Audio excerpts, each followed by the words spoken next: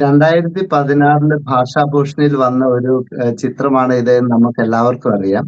അപ്പോൾ ഇവിടെ പൊതുവായി ഉണ്ടായ വികാരത്തിന്റെ വെളിച്ചത്തില് അതിനെ മാറ്റുകയും ക്ഷമാപണം നടത്തുകയൊക്കെ ചെയ്തതാണ്. ഒരു പതിറ്റാണ്ടിന് ശേഷം ബോധപൂർവം അത് വീണ്ടും പ്രദർശിപ്പിക്കുന്നു എന്ന് പറയുന്നത് ഒരു ധിക്കാരമല്ലേ? അതായത് ഒരു കൂട്ടം ആളുകളുടെ മതവികാരത്തെ വ്രണപ്പെടുത്തുന്ന ഒരു കാര്യം ബോധപൂർവം ചെയ്യുക എന്ന് പറയുന്നത് ഒരിക്കലും അംഗീകരിക്കാനാവില്ല. കാരണം ഇത് എന്തുകൊണ്ട് മതവികാരത്തെ വ്രണപ്പെടുത്തുന്നു എന്ന് ചോദിച്ചാല്, ക്രൈസ്തവരായ ഞങ്ങളെ സംബന്ധിച്ചിടത്തോളം അന്ത്യ അത്താഴം, ക്രിസ്തുവിന്റെ അന്ത്യ അത്താഴം എന്ന് പറയുന്നത് അതീവ പ്രധാനമായ ഒരു കാര്യമാണ്. യേശുക്രിസ്തുവിന്റെ അന്ത്യ അത്താഴത്തിന്റെ പുനരാവിഷ്കരണമാണ് ഇപ്പോഴത്തെ വിശുദ്ധ കുർബാനകൾ. അപ്പൊ ഞങ്ങൾ ഏറ്റവും പരിപാവനവും ഏറ്റവും വിശുദ്ധവുമായി കരുതുന്ന വിശുദ്ധ കുർബാനയാണ് അവഹേളിക്കപ്പെടുന്നത് ഇവിടെ. നമുക്കറിയാം, നമ്മള് ഒരു ആവിഷ്കാര സ്വാതന്ത്ര്യത്തിന്റെ പേരിൽ മറ്റുള്ളവരുടെ വികാരങ്ങൾ വ്രണപ്പെടുത്തുന്നത് ശരിയല്ല. ഇതെന്താണ് അവിടെ സംഭവിച്ചിരിക്കുന്നത്?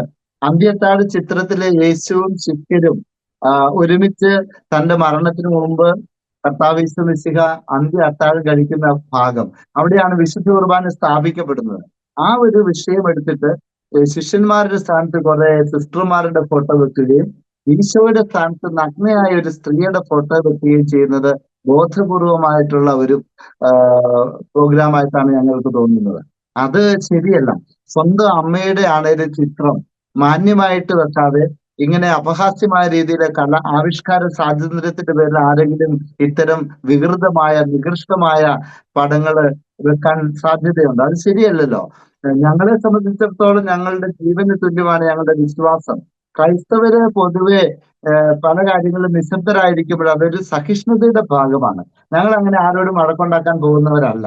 പക്ഷേ ഞങ്ങളുടെ കാതലായ വിശ്വാസത്തെ ചോദ്യം ചെയ്താൽ ഞങ്ങൾ പ്രതികരിക്കും. അത് ക്രൈസ്തവ ലോകത്ത് നിന്ന് കൂടിക്കൂടി വരികയാണ്. ഈ ഗവൺമെന്റ് അത് മനസ്സിലാക്കണം. ഇത്തരം പ്രവർത്തികള് നിയമവിരുദ്ധമാണ് എന്ന് ഈ നാട്ടിലുള്ള എല്ലാവർക്കും അറിയാം.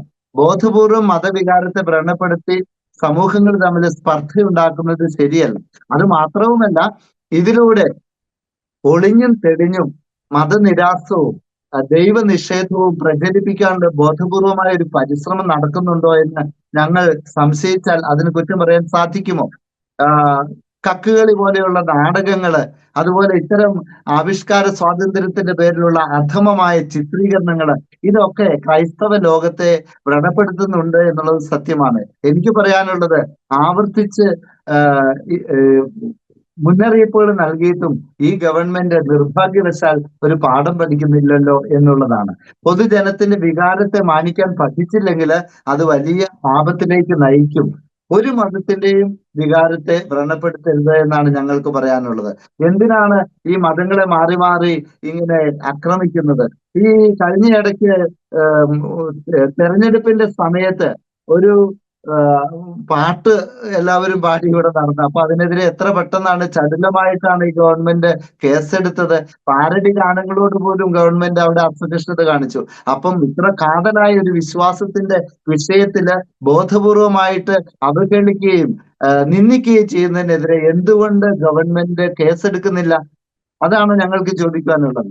ഏതായാലും ഇത് വലിയ ദൂരവ്യാപകമായ പ്രത്യാഘാതങ്ങൾ ഉണ്ടാക്കുമെന്നതിന് യാതൊരു സംശയമില്ല. സാധാരണക്കാരായ വിശ്വാസികളുടെ മനസ്സിലേറ്റ ആഴത്തിലുള്ള മുറിവാണ് ഇത്തരം വികലമായ ചിത്രങ്ങളും അതിന്റെ ആവിഷ്കാരങ്ങളും എന്നുള്ളത്. ആവിഷ്കാര സ്വാതന്ത്ര്യത്തിൽ ഞങ്ങൾ ആരും എതിരല്ല. സഭയാണ് ഈ ചരിത്രം പരിശോധിച്ചാൽ മനസ്സിലാക്കും ഏറ്റവും അധികം കലകളെ പ്രോത്സാഹിപ്പിച്ചത്. ഈ കലകൾ എന്തിനു വേണ്ടിയാണ്? മനുഷ്യന്റെ സർഗ്ഗവാസനകള് മനുഷ്യന്റെ നന്മയ്ക്ക് വേണ്ടിയും സമൂഹത്തിന്റെ നന്മയ്ക്ക് വേണ്ടിയും സമാധാനത്തിന് വേണ്ടി ആയിരിക്കണം. അല്ലാതെ ആരെയും അവരുടെ മതവികാരങ്ങളെ വ്രണപ്പെടുത്തി ഇകഴ്ത്തി കാണിച്ച് ദൈവനിരാസം ഇവിടെ വ്യാപിക്കാനുള്ള ഒരു പദ്ധതിയുടെ ഭാഗമാക്കി ഇത് മാറ്റരുത് എന്നാണ് സ്നേഹപൂർവ്വം ഞങ്ങൾക്ക് അഭ്യർത്ഥിക്കുവാനുള്ളത്. ദൈവത്തിൽ വിശ്വസിക്കുകയോ വിശ്വസിക്കാതിരിക്കുകയോ ചെയ്യാനുള്ള അവകാശം ഓരോ പൗരനുമുണ്ട്. അത് ഞങ്ങൾ ബഹുമാനിക്കുന്നു. പക്ഷേ ഈ മത നിരാസം അല്ലെങ്കിൽ നിരീശ്വരവാദം പ്രചരിപ്പിക്കുവാൻ മതത്തിൽ വിശ്വസിക്കുന്നവരെ ഇകഴ്ത്തി കാണിച്ച് അവരുടെ വിശ്വാസത്തെ ഇകഴ്ത്തി കാണിച്ചിട്ട് വേണം അത് ചെയ്യാൻ. ഉദാഹരണത്തിന് ഈ അന്ത്യത്താഴം എന്ന് പറയുന്നത് ഞങ്ങളെ സംബന്ധിച്ചിടത്തോളം അത്ര പ്രധാനപ്പെട്ട ഒരു കാര്യമാണ്. ഇവിടെ നമ്മളുടെ കുടുംബത്തിൽപ്പെട്ട ഒരു അപ്പന്റെ അമ്മയുടെ ഫോട്ടോയില് അത് വികൃതമാക്കി പരസ്യമാക്കി കാണിച്ചാൽ ആരെങ്കിലും സമ്മതിക്കുമോ? എന്തിന് നമ്മളുടെ മാതാവിനെയോ പിതാവിനെയോ അധിക്ഷേപിച്ച് സംസാരിച്ചാല് ഒരു സാധാരണ മനുഷ്യന്റെ പ്രതികരണം എങ്ങനെയാണ് എന്ന് നമുക്ക് ഊഹിക്കാവുന്നതേ ഉള്ളൂ. അതവിടെ സ്വാതന്ത്ര്യമാണ് അത്. എന്ന് പറഞ്ഞതുപോലെ മറ്റുള്ളവരുടെ വിശ്വാസത്തെ ഇകഴ്ത്തി കാണിച്ചിട്ടല്ല സ്വന്തം വിശ്വാസത്തെ ഉയർത്തി കാണിക്കാനോ അല്ലെങ്കിൽ വിശ്വാസം ഇല്ലായ്മയെ പ്രചരിപ്പിക്കാനോ എന്നുള്ളതാണ് എനിക്ക് പറയാനുള്ളത്. അതുകൊണ്ട് മതവിശ്വാസം ഇല്ലാത്തവരെ ഞങ്ങൾ ബഹുമാനിക്കുന്നുണ്ട്. അവരെ ആരെയും തൂക്കിക്കൊള്ളണമെന്ന് ഞങ്ങൾ പറയുന്നില്ല. അത് കുറ്റകരമാണെന്ന് പറയുന്നില്ല. പക്ഷേ ഈ പ്രവൃത്തി തെറ്റാണ്. ഞങ്ങൾ പരിപാവനമായിട്ട് കരുതുന്ന ഒരു വലിയ കാര്യത്തെ ഇവിടെ പൊതുസമൂഹത്തില് ബോധപൂർവം ഇകഴ്ത്തി കാണിക്കുകയും വികലമാക്കി കാണിക്കുകയും ചെയ്യുന്നത് ശരിയല്ല. അതിനെതിരെ പ്രതികരിക്കണമെന്നാണ് ഞങ്ങൾക്ക് പറയാനുള്ളത്. അല്ലെങ്കിൽ എന്താണ് ചിന്തിച്ചു നോക്കിയേ, പോറ്റിയെ കയറ്റിയെ എന്ന് പറയുന്ന ആ പാട്ട് പാടിയതിന് അവർക്കെതിരെ കേസെടുത്തത് എന്തിനാണ്, എന്തിന്റെ ബലത്തിലാണ് കേസെടുത്തത്? ക്രൈസ്തവ വിശ്വാസത്തെ ആവർത്തിച്ച് അവഹേളിക്കുന്നവരോട് ക്രൈസ്തവ വിശ്വാസികൾ പ്രതികരിക്കണ്ടേ?